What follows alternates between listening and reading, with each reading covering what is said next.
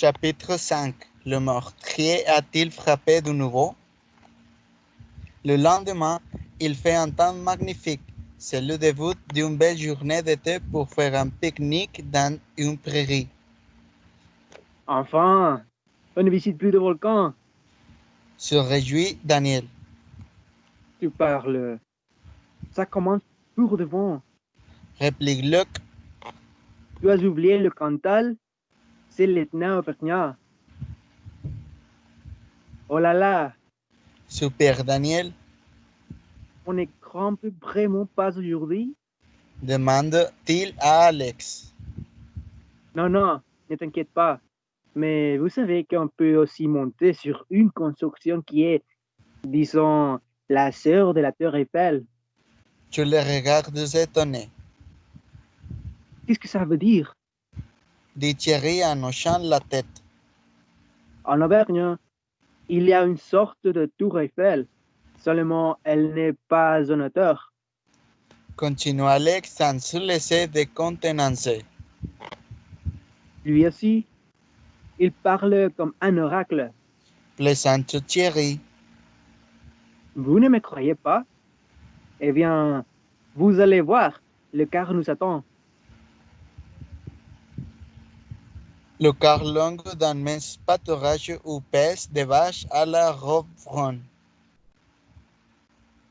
Ces vaches nous donnent la lait pour un excellent fromage qui s'appelle le Cantal et qui est connu en Auvergne sur le nom de fourme. Explique Alex. Qu'est-ce que ça veut dire fourme? Pas de réponse. Il faut tout simplement changer une voyelle. Ah, forme. S'écrie Luc spontanément. Super. Le félicite Alex.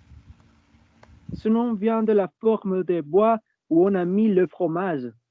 Et c'est donc l'origine du mot fourmage qui est devenu fromage.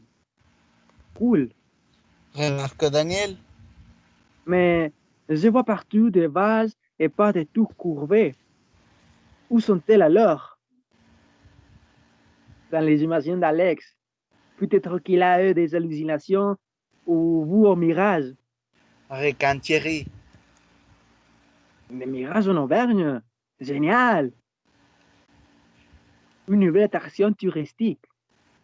Chorine. Entre-temps, le car s'est arrêté. Tenez, regardez là-bas. Mais ce n'est pas une tour. C'est une viaduc. S'écrie Thierry. Oui, mais il ne vous rappelle pas quelque chose? Ah, maintenant je comprends. La tour Eiffel.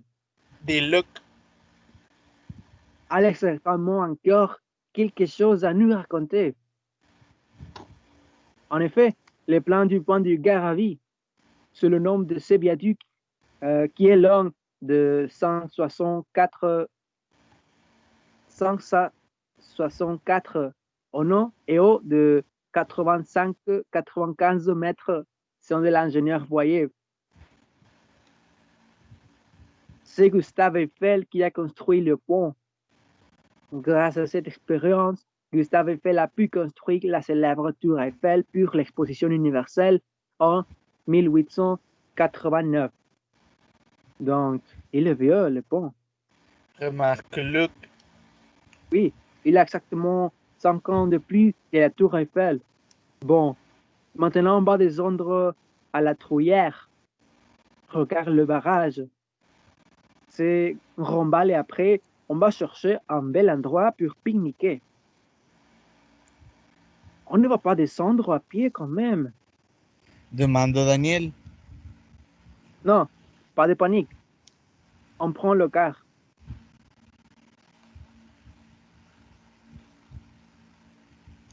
Peu de temps après, ils arrivent près du grand mur du lac de retenue. Alors, qu'est-ce que vous pensez? Il est haut de combien de mètres? Le mur. Grand silence. Alex, Tu nous énerves avec tes questions. Tu te prends pour un animateur de télé. Et tout c'est moins haut que la tour Eiffel. Constate finalement Luc. Bravo! Reprend Alex.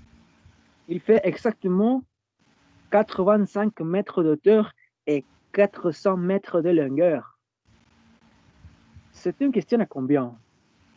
Qu'est-ce que j'ai gagné? Demande Luc.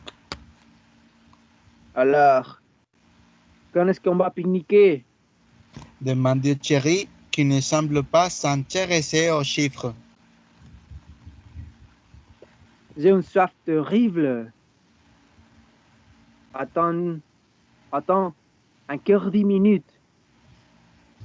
L'endroit du pique-nique est idyllique. Un rang de prairies au bord d'une petite route étroite bordée d'une colline boisée. Alors, là-bas, vous venez. Dans ce sac, il y a des sandwichs au fromage. Dans l'autre, au salami. Et voilà des tomates. Et qu'est-ce qu'on boit en Auvergne? Du coca. Dit Daniel et il se met à ricaner. De l'eau minérale, mon vieux. Réplique Luc. Bon, Continue Alex. voilà votre réserve d'eau. Mais moi, je ne veux pas d'eau. Je veux du coca. Soufflant Daniel. Et moi, un diabolo grenadine. Ajoute Thierry. Désolé, il y a seulement de l'eau. Insiste Alex. Oh non. Peste Daniel. Finalement, Alex sourit, va au car et rapporte une grande caisse de bouteilles de coca, d'orgagina et de limonade et de bouteilles de grenadine et de menthe. Tout le monde est content. Alors, bon appétit. Qu'est-ce qu'il y a dans cette corbeille-là? Demande Daniel. Attendez, une surprise. Promet Alex. Quand les gens ont fini leur sandwich, Alex retire la serviette. Des myrtilles toutes fraîches apparaissent,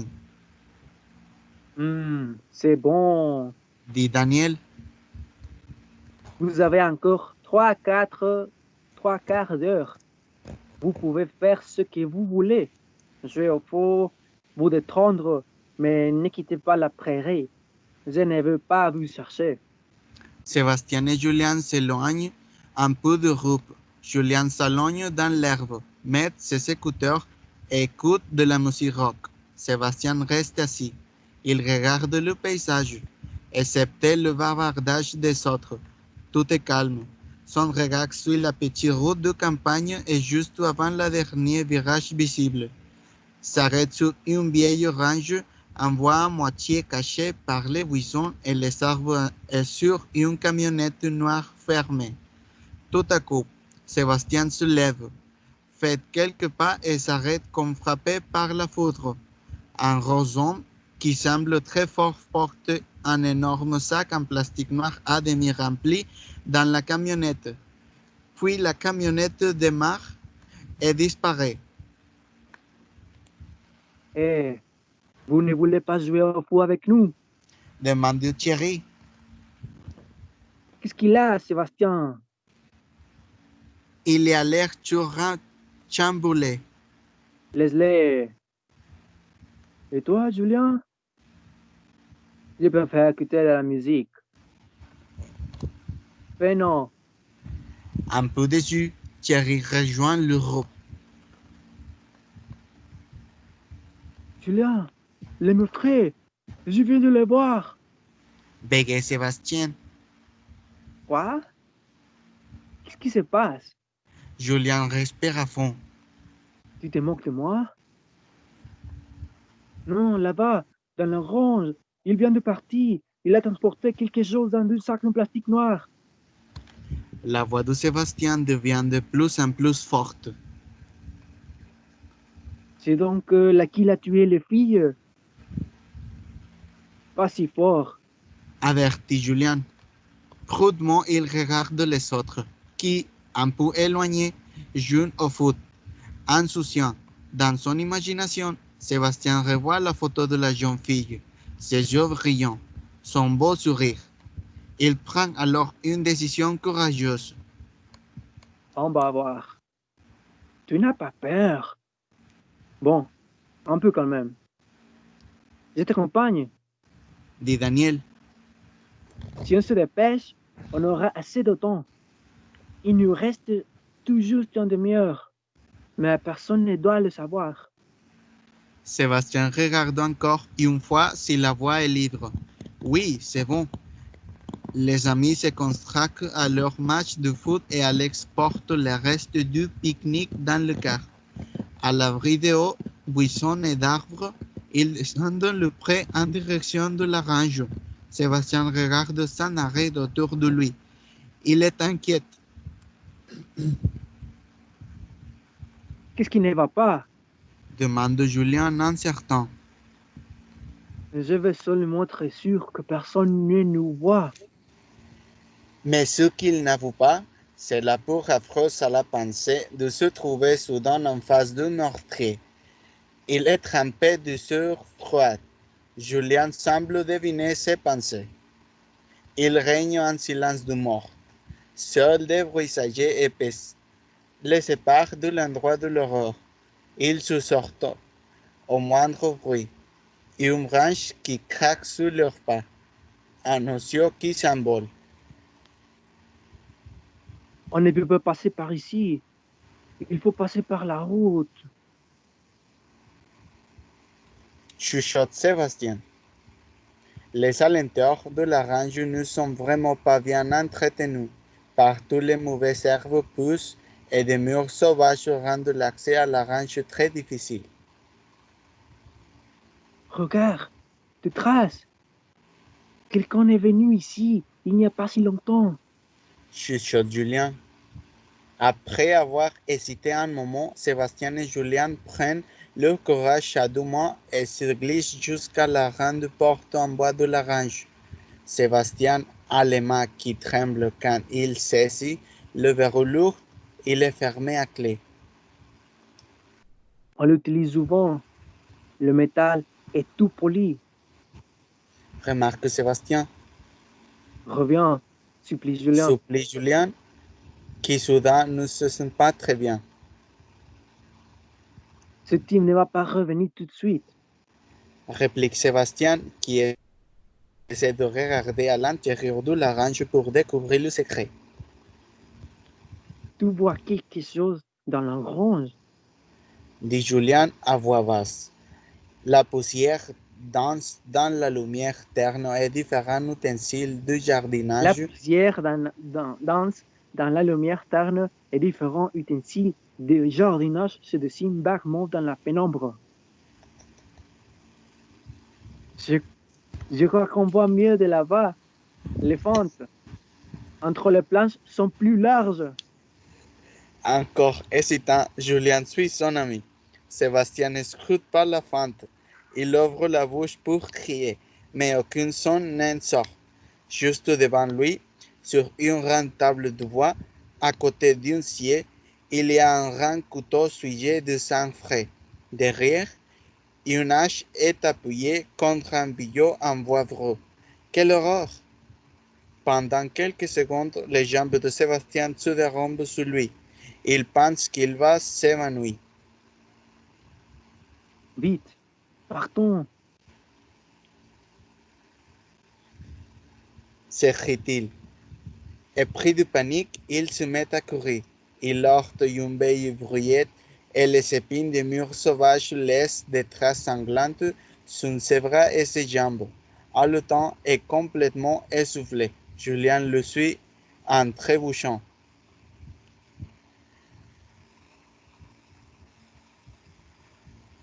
Vous voilà enfin. C'est quoi ce que vous avez? L'air. Demande Alex. Nous avons cueilli des murs sauvages près le peur de la grange. Là-bas. Répond Sébastien. Et là, vous avez rencontré un monstre au barbe bleue? Dit Thierry en riant. Ça suffit maintenant. Peste Alex. En vous attendez, vous partez. Montez dans le car. Vous deux, je ne veux pas vous reprendre à faire quelque chose d'interdit. Compris? Sans cela, je préviens vos parents. La tête basse, Sébastien et Julien s'installent à leur place. Dans quelques minutes, vous allez voir les ruines du château d'Aleuze, qui date du 8e siècle. Reprend Alex. Au cours de la guerre de 100 ans, un chevalier cruel s'est emparé de la forteresse et a tellement terrorisé les paysans que ceux-ci ont décidé de brûler son château. Ce qui en reste, ce sont les 4 tours et le donjon.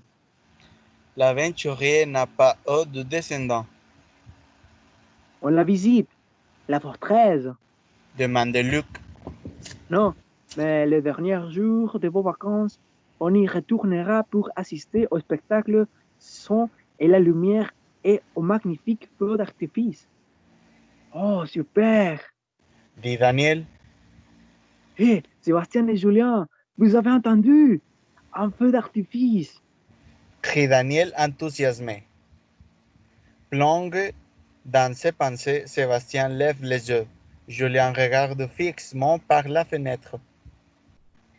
Ils ne veulent plus parler avec nous depuis qu'ils ont mangé les murs.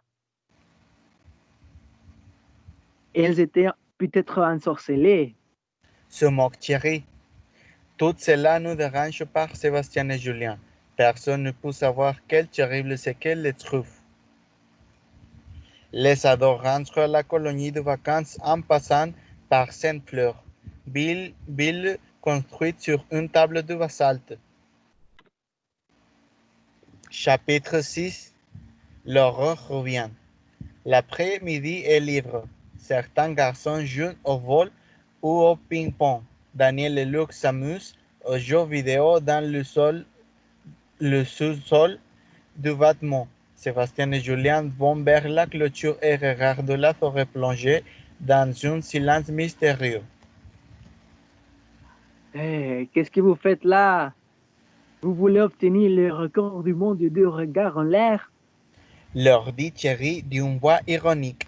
Sébastien est furieux. Occupe-toi de tes affaires et laisse-nous tranquilles. Les murs étaient donc ensorcelés. Réplique Thierry qui rejoint les autres en souriant. Viens, on marche un peu sur la route. Je ne peux pas plus supporter le bavardage de ces idiots. Dit Sébastien. Lentement, les yeux baissés, ils suivent la petite route. Ils ne parlent pas. On devrait prévenir la police avant que les meurtriers ne frappent encore une fois. Dit Julien. Ou ne frapper ce matin. Ajoute Sébastien. Tout à coup, il s'arrête. Regarde, là, à l'endroit où a stationné la camionnette. Le mouchoir, il a dû le jeter quand il est monté en voiture. La pluie de la nuit dernière a détrempé et a lavé les taches de sang pour ne laisser que des traces d'un rouge délavé. Il s'arrête de marcher un moment. On devrait... Dit Sébastien perdu dans ses pensées. Julien hausse les épaules, l'air hésitant. Puis, il se dirige vers la forêt à la fois curieux et horrifié. Tout semble paisible.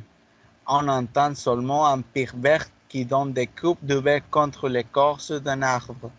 Les 2 copains s'enfoncent de plus en plus dans la forêt. Regarde, un sentier, Dit Sébastien. on les prend. Je n'en peux plus. Répond Julien. Seulement jusqu'au virage là-bas et puis on rentre. Promis. Les garçons ne découvrent rien de suspect. Soudain, le cri strident déchire le silence. Qu'est-ce qui a pu le faire s'est envolé comme ça. Qu'est-ce qui lui a fait peur? Qu'est-ce qu'on entend derrière eux? Ce ne sont pas des pas. Ce ne sont pas des pas qui se rapprochent. Les deux amis sont pétrifiés. Le meurtrier est sûrement derrière eux et il va certainement frapper. Et tout de suite, Au secours! c'est Sébastien. Et après quelques secondes de tension extrême, les deux gens prennent la fuite. Et ils courent de plus en plus vite. Hé, qu'est-ce que vous avez? Je vous ai fait peur? Sébastien se retourne et voit le visage aimable d'un jeune homme qui porte une petite corbeille. Vous cherchez aussi les myrtilles? Là-bas dans la clairière, il y a en plein. Vous voulez goûter? Non, merci. Refuse Julien poliment. En ce moment, il n'a pas du tout envie de goûter à des myrtilles. Alors, bonne journée et salut. Dit le jeune homme et il continue son chemin. Julien est encore visiblement choqué par cette rencontre. Il nous a fait peur, il nous a fait une belle peur.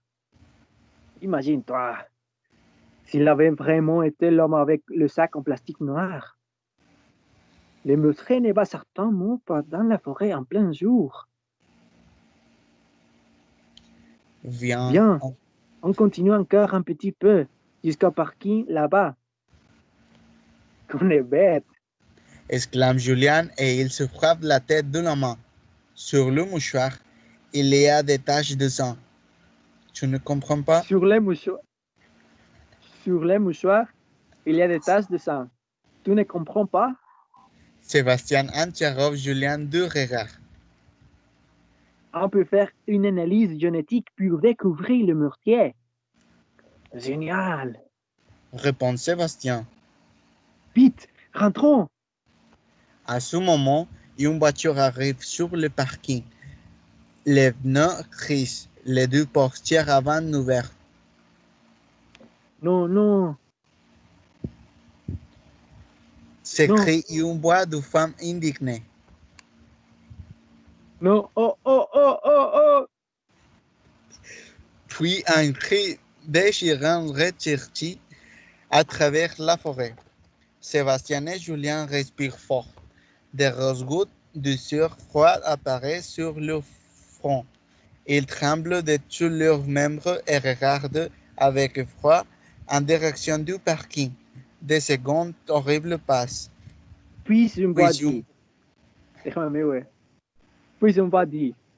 Vous venez d'entendre la pièce policière, Cri de mort avec Nadine Bernard et Michel Leblanc dans le rôle principal. Et maintenant, les informations régionales. Il est 15 heures. Vous écoutez Radio Vergne. La police a réussi à arrêter dans la région du Raravi. Le grand bal à braconnier est recherché depuis longtemps. Les policiers prévenus par une grande chasse ont très vite retrouvé l'homme qui s'est en période interdite et déposé depuis des mois ses ordures illégalement dans la forêt. Isabelle, la jeune fille disparue depuis quelques jours, est rentrée chez ses parents au puits et est bonne santé. D'après la police, les raisons de sa disparition sont encore inconnues.